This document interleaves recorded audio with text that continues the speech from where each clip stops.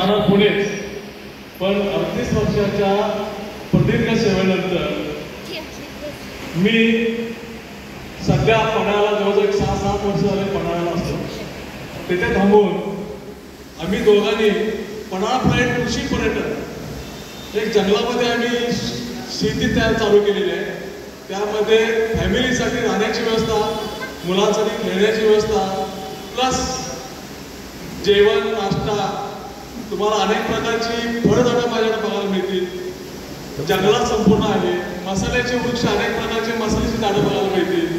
जवळच तुम्हाला छत्रपतींच्या पदपर्शने पावन झालेल्या पन्हाळा किल्ला हा तुम्हाला पाहता येते. 20 मिनिटांच्या अंतरावर ट्रॅक ज्याला करायची आवड असेल तर ते ट्रॅकिंग करून पन्हाळा किल्ला पाहू शकतात. आणि आता पन्हाळ्याला एक पाहण्यासारखं एक चांगलं ठिकाण झालेलं आहे, म्हणजे पन्हाळ्याचा रणसंग्राम.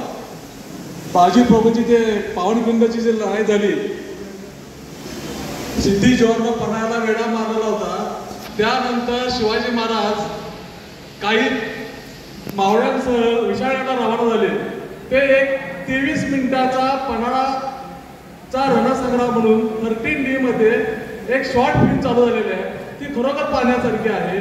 जवळच ज्योतिबा मंदिर, महालक्ष्मी मंदिर आणि आमच्या इथं तर जंगलातच तुम्हाला फिरायला मिळेल. उन्हाळ्याचा सुट्टी झाला तर तुम्हाला भरपूर करवंद, जांभळं, अनेक प्रकारची तुम्हाला तिथे फळं मिळतील खायला.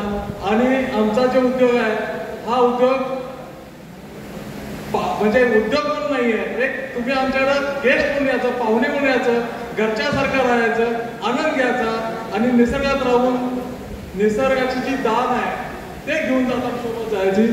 एवढं बोलून मी शिवार्पण चॅरिटेबल फाउंडेशनचे मनापासून आभार मानतो. धन्यवाद.